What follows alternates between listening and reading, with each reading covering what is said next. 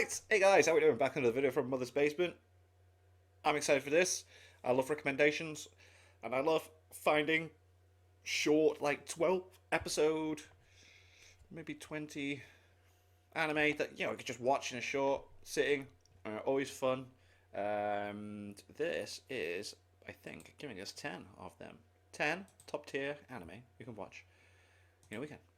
Let's see what Jeff is recommending. We live in an era of unprecedented anime access. Dozens of shows dropping every week, day and date with Japan. But do you ever feel like it's all too much? Yes, I do. Like everything you take time out of your busy schedule for inevitably ends up wasting that time? You may be suffering from a serious condition known as anime burnout, which could spell the end of your otaku lifestyle forever. No. Luckily, as a professional, certified too much anime watcher, I've discovered Hey, he's wearing a Planet With t-shirt, that's cool. a proven treatment for anime burnout that works. More anime, specifically short ones with high concentrations of the good shit that can give you your weekly physician-recommended dose of closure in a night or two of comfortably paced binging. And I've got 10 such titles lined up for you to enjoy right now. So, how much will this miracle cure run ya? That's the best part. It's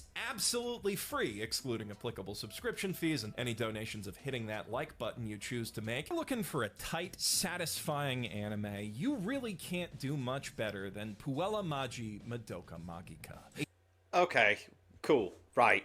I need to know if this is actually worth checking out. Tight, clever, characterful tale, perfectly self-contained within 12 episodes, each of which hits you like a truck. Plus one sequel movie that hits like a freight train if you want more, which you totally will, despite the series' original ending tying it up in quite a neat little bow. Now, that movie does push the total watch time a little bit past 6 hours, but I promise you will be so enthralled you won't mind being slightly groggy come Monday. I've heard that this has like a huge, like, it starts off and you think it's one thing, but then one episode happens and it's like, oh. After all, this is the anime that cemented Shaft's position as one of the premier studios for otaku of taste and made Gen the Urobutcher Urobuchi a household name, at least among weebs who didn't play visual novels back in 2011, which was most of us. Now, simply by uttering the man's nickname, I may have technically spoiled the first big surprise of this cute and colorful magical girl anime, namely that a whole lot of magical girls died horrible deaths in it, and worse. Which was a huge shock at the time for folks who could look at this thing and think, yeah, he looks trustworthy, but I don't really think it's that much of a surprise anymore in 2024. If anything, the series' reputation as that magical girl anime that's really f***ed up actually might be the main thing holding some of you back from giving it a shot. Trust me, this show is anything but the edgelord garbage for garbage edgelords that some fans have painted it as, and which many Madoka clones have actually turned out to be. It is a beautiful, hauntingly poetic tale of human desire and human folly. A postmodern Faustian masterpiece that will stick with you till the day you die. Coincidentally, that last sentence, minus the Faustian bit, also describes my next recommendation, which will likely come as a surprise to anyone who foolishly assumes a show called Pingpong The Animation. Right, okay, yeah, as well. Is this is really, I love it. He's actually getting into anime that I have been tempted to check out, heard things about, and would be about ping pong. No, Pingpong The Animation. I love that the art style is completely different to what you normally get as well. Is a harrowing emotional journey from the heights of ambition to the depths of despair and back. A tale of two young men seeking meaning and purpose in a sport where they once simply found joy. That pure childhood bliss now forever tainted by their own undeniable talent and the exhausting work required to turn their hobby into a career. One boy shuts down his emotions as he pursues perfection. The other indulges them, desperately clinging to the twilight of his youth, even as the moon is already rising overhead. A moon that looks an awful lot like a ping pong ball.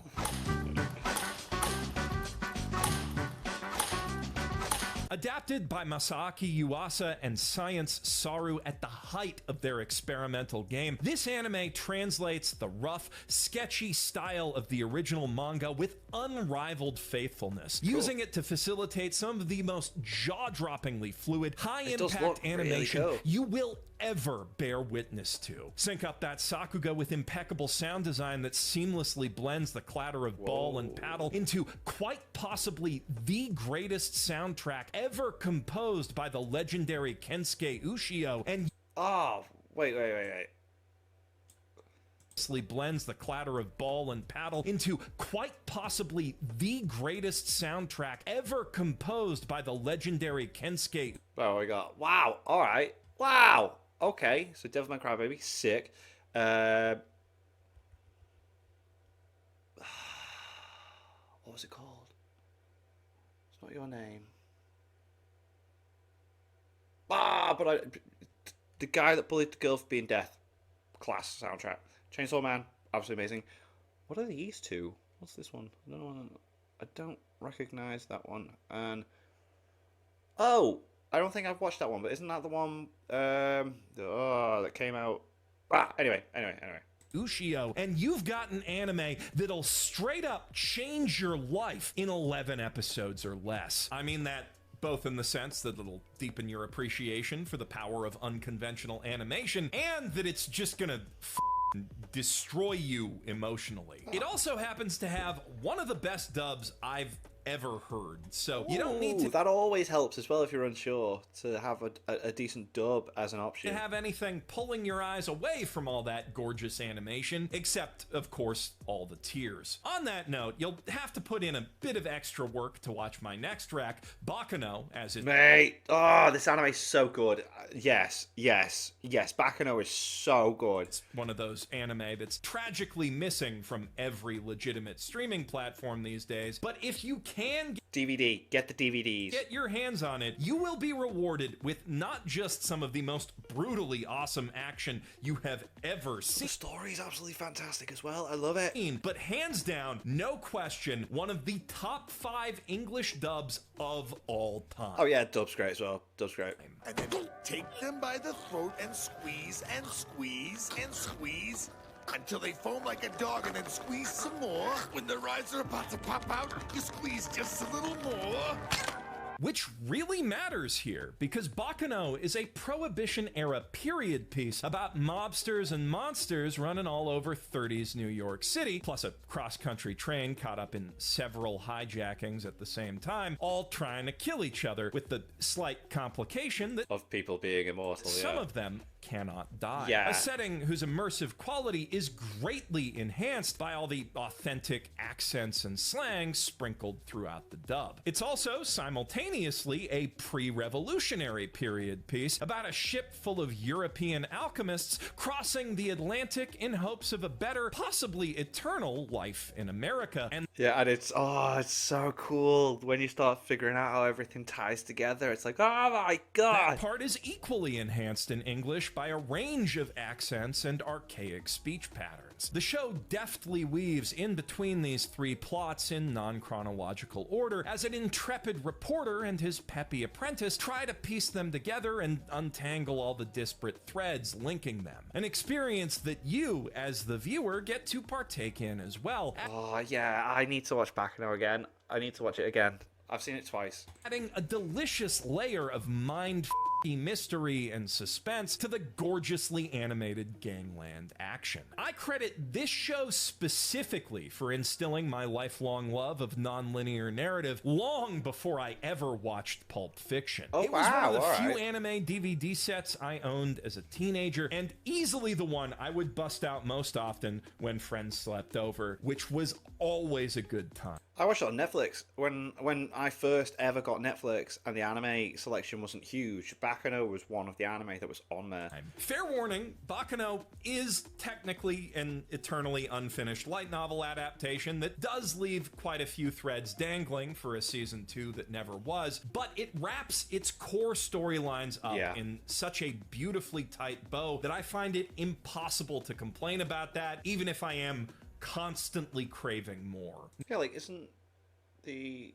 I'm trying to remember if there was an OVA that carried on at the end. Yeah, you get the ending, but then you get the guy in the white suit on the train as. Or is that how you learn how? Oh, there was something about an OVA I remember as well. Now, if nonlinear mindfuckery is what you're in the mood for, and you know you won't have company over, or at least it's company you don't worry about judging you, I also highly recommend Punchline from the master of mindfucks himself, Kotaro Uchikoshi, whose brilliant writing speaks for itself as soon as you read the title, which is itself a punchline of the punny variety. For you see, in Japanese, punchline is written with the same characters as panty line. And the reason that the anime is called that is because it stars a guy who gets trapped in a time loop as a ghost somehow after seeing a superhero punch a bus jacker on a bus line, and in order to escape that loop, he's got to find the secrets of all his roommates, who all happen to be hot girls. But someone's done an abridgment of this. I'm remembering someone's done Punchline abridged episode 1 and 2 somewhere,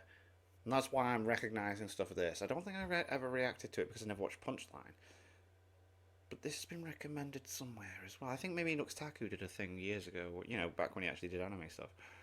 But if he sees their panties at any point, he passes out from a nosebleed, even though he's a ghost, and then the earth blows up, and then the loop starts over. Or the timeline, if you will. The timeline looped by panties. Panty line. Do you understand? The galaxy brain genius here. Why does Earth blow up when he sees panties, you ask? That is one of many, many intertwining mysteries at the heart of this tale that somehow all make complete logical sense. No way. Like, seriously, this show throws a horny talking cat ghost, an idol who's also a superhero, time travel, magic, robots, all kinds of crazy shit going on all at once, plus an impressively progressive exploration of gender identity, and somehow ties it all together into a totally coherent and deeply thought-provoking story by the time you reach the end. The writing here is so good, it almost feels like a magic trick. All of which, especially the based gender takes, will come as no surprise to anyone who's played 999, Virtue's Last Reward, or any other game with Uchikoshi's name on it, besides maybe Pepsi Man. No way. Did you know his first job was 3D modeling for Pepsi Man? No, I It's did not really relevant to anything. I just wanted to play that fact. clip. Anyway, if you're excited for Uchikoshi's newly announced upcoming strategy game 100 Line Last Defense Academy, then you might be equally excited to learn that his collaborator, Danganronpa creator Kazutaka Kodaka, has also created an equally awesome original anime of his own. Oh, what was this? Because he's already recommended this on a seasonal video. Akudama Drive. Akudama Drive. This looks amazing.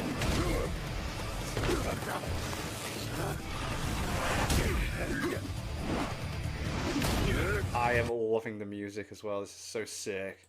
Set in a distantly futuristic dystopian Japan, whose various regions have splintered apart, then conquered each other in a series of devastating wars, the show follows an ordinary girl who's forced to pose as a master swindler in order to survive after getting roped into some ludicrously dangerous heists alongside 5 of Japan's most notorious crooks and killers. The Akudama, a collection of unhinged geniuses with exactly the sort of memorably extreme personalities Kodaka built his name and brand on. There's a badass courier who will deliver anything, anywhere with his railgun-equipped motorcycle, a hacker who can crack any system he can see, a serial killer well on his way to slashing his... You can see the Danganronpa inspiration in the animation as well. Like it's very similar. 1,000th throat, a deranged doctor who can stitch anyone, including herself, back together faster than they can die, a brawler who will fight anyone and anything that stands in his way,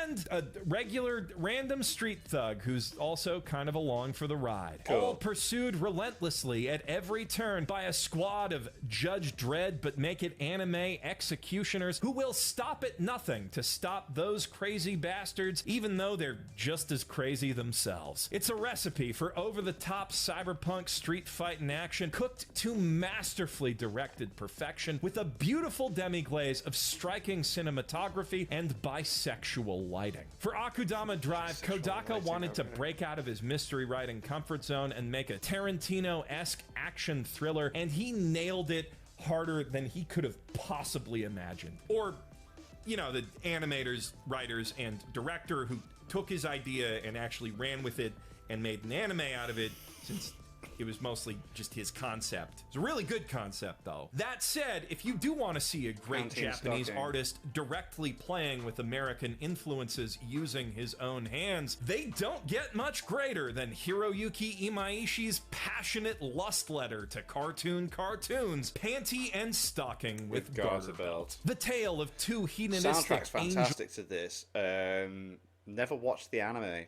I just know that the soundtrack's sick because why? The guy that did some of the songs, I ended up back in the day really liking some of the other tracks from other stuff, and then it took me to that. But anyway, sisters, one a hardcore sugar junkie, the other addicted to dick, who are kicked out of heaven for bad behavior and sent to defend a hilarious caricature of America from the hilarious caricatures of evil ghosts that show up to attack it twice a week, which then inevitably get blowed up tokusatsu style after roughly 10 minutes of shenanigans. It's a show that sets out to boldly ask, what if the Powerpuff Girls were old enough to swear and fucking shit and stuff? While also simultaneously asking, what could the mad genius animators of Gainax do with the simple, colorful designs of American cartoons? And the answers it finds to both questions instantly speak for themselves. Wait! We may not need our angelic assassins after all! A convoy of police cars is closing in on the creepy... it kind of reminds me of Dead Leaves. If you've ever watched that anime, the color palette on Dead Leaves is phenomenal. I think it was actually done by street artists as well, and like actually done with spray paint as well for all the stuff. But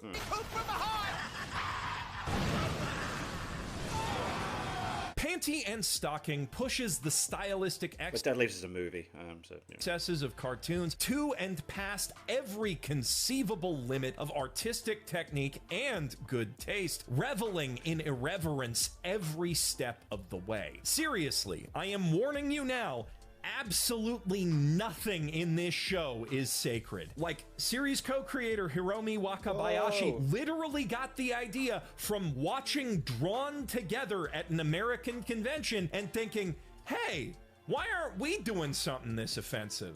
wow, Drawn Together is something else. Like, oh, yeah, okay. But that is precisely the joy of Panty and Stocking with Garter Belt. It's a series with no filter and no breaks. A passionate pastiche of American pop culture that could never be made in the States. It also, fair warning, doesn't have quite as conclusive a conclusion as some of the other shows I'm recommending today. In fact, the ending pretty blatantly baits out a sequel, which we're finally getting after nearly 15 years of waiting. So cool. But maybe it's the time to finally watch this anime then. much like the highly episodic cartoons that inspired it, it doesn't really need to end to be satisfying. Whether you watch a few bite-sized chunks at a time or binge the whole thing in one sitting. Though I will admit, I am basically just baiting you into watching that sequel when it comes out, and I'll do it again, damn it. Fine. You pretty much won me over. By recommending Gridman or something, if this list does well enough Gridman's so good. for me to make another one. Dynazenon. Oh. The only way you can stop me is by not hitting that like button. Speaking of rude and crude comedies, if this weekend watch list idea does take off as a series, I'd like to make a habit of highlighting at least one great old OVA or movie in each one. Cool. And I like that. was seriously considering Pat Labor for this one, but I did just spotlight that in The Other Side of Shonen, so it, why not? You should watch Golden Boy. Oh, mate, this has been recommended so many times.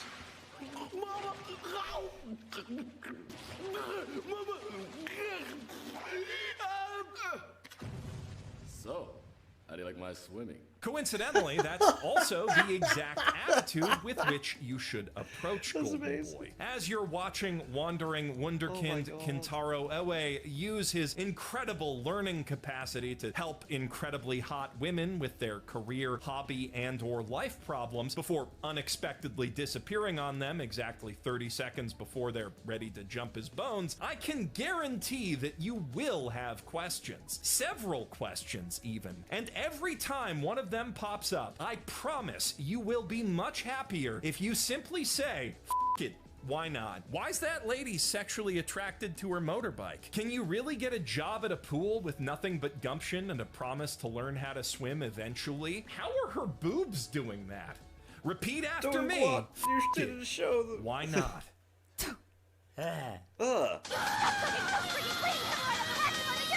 If you can remember that simple mantra, you are in for one of the wildest rides anime has to offer. A show where practically every line, especially in the dub, is something that you and your friends will quote back and forth at each other till the day you die. Animated with a bombastic visual aplomb and keen attention to detail, rarely seen in anime of any era, all underpinning what is, at its core, a surprisingly insightful and profound piece of art about how fulfilling life can be when one lives to learn and learns how to say, "F it, why not?" Also, coincidentally, the learning bit of that is the exact attitude that drives the titular hero of my penultimate recommendation, Appare-Ranman. Appare is an incorrigible inventor whose I don't know why I never watched this.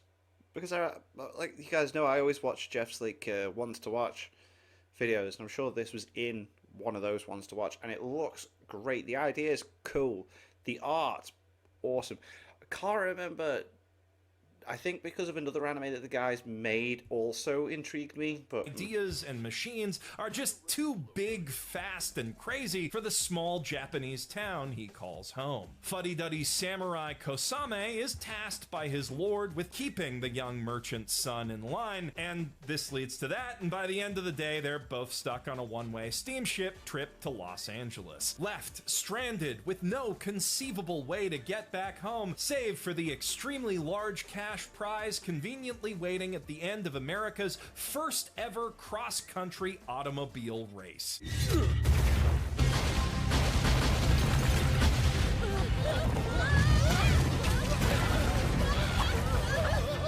But winning that prize won't be as simple as just using Appare's unrivaled mechanical genius to hammer together the fastest steam-powered boatmobile the world has ever seen. They'll also have to outrace and outwit some of the meanest banditos and desperados this side of the West, with love me a bottle of Desperado, love me the spin-off El Bandido. a bit of help from a badass Chinese martial artist, a foppish French fencer, and a passionate young Native American warrior out to avenge his father's murder. So in between all the hot-blooded hot rod racing, which is imbued with an impressive sense of speed through phenomenal direction and sound design, we also get to enjoy our fair share of shootouts and other classic Western cliches, equally impeccable in their execution. And, of course, that includes the most essential cliche of all, which all of us expect, nay, demand, whenever we see a man bringing a samurai sword to a gunfight. Gotcha!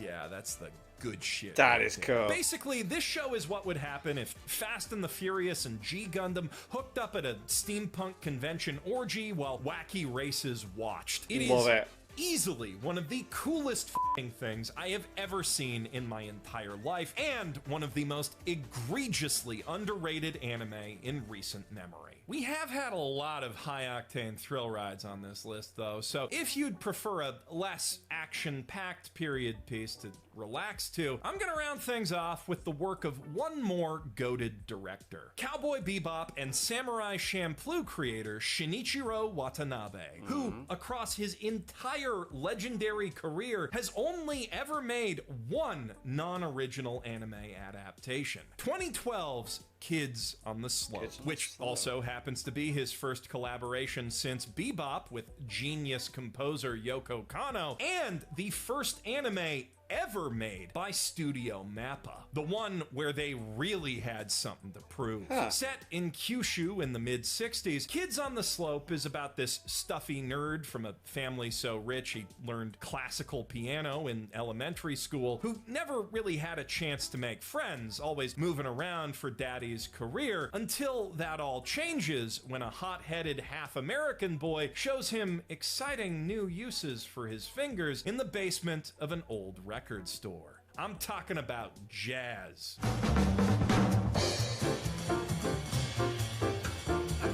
You're totally prepared. In short order, delinquent drummer Sentaro teaches Kaoru how to jam, freeing him from the sheet music that metaphorically represents his repressive upbringing and stuff. Also, this girl is there. It's her dad's record shop. She sort of makes it a love triangle, and a lot of the story's about that, but way more of the story is about the jazz, which was recorded and partly improvised live under Kanno's direction by amateur musicians they recruited from YouTube, whose youthful, inexpert movements were then rotoscoped by the animators for maximum authenticity. Very cool. Basically, every performance in every other music It's anime legit. looks like hot garbage next to this one, besides Hibike Euphonium and Carol and Tuesday, which was also by Watanabe. He's kind of the best at this, and Kids on the Slope might just be the best example of sound married to Sakuga in his entire filmography. So a cool. powerful tale of how music can bring people together by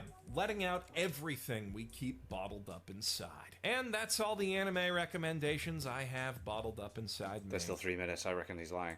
No, it's not. That's a huge lie. I got another one right here on this shirt. Planet With is an original anime. Yo, I watched Planet With because Jeff recommended it, and it's so weird. Like, the animation is a little bit off at times, but I really enjoy this one. Created by one of the greatest mangaka to ever grace this earth, Satoshi Mizukami. Emphasis on the kami. You might be familiar with his masterfully subversive take on shonen battle fantasy, the currently airing Sengoku Yoko, or possibly the deeply disappointing adaptation of his arguable opus, Lucifer and the Biscuit Hammer. Personally, my favorite work in his bibliography is the as-yet unadapted Spirit Circle, which, man, I don't think any other book has ever made me cry that much. But Planet With might well be my favorite story he's ever told. An utterly surreal take on your standard bizarre. super robot style mecha story of chosen one superheroes riding out in ridiculous themed magic robots to fend off alien invaders, told from the perspective of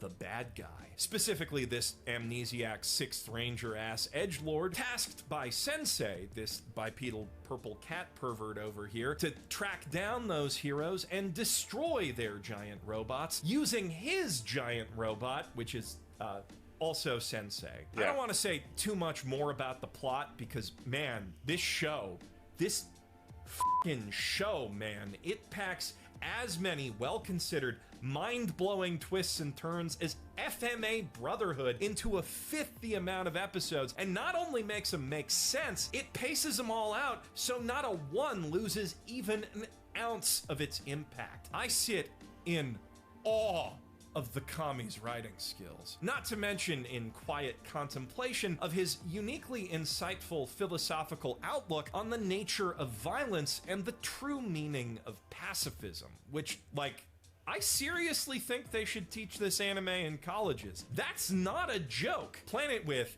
kicks so much ass, and you need to watch it at your earliest convenience. Though with that said, if you want a cool, crazy super robots versus aliens anime that you can just sort of switch your brain off and enjoy for 11 episodes. Bang Brave, Bang Bravern is fantastic for that. I did a whole video about it a little while back on the second channel, and it's basically Top Gun with giant robots, starring a man who is literally too gay to die. I'm sorry, I should probably be sensitive of your condition and stop recommending anime for a bit. You got enough for now. Though I do have a nearly bottomless supply of these things if you're interested. And I'd really like to do more videos like this in the future, but without the aid of the seasonal algorithm, my ability to do so does depend largely on you viewers making this video a success. So if I helped you plan out a sick anime night or just find a new fave, you can thank me by leaving a like, and if there's a great short anime you want to see me cover in the future, also a comment below telling me what that anime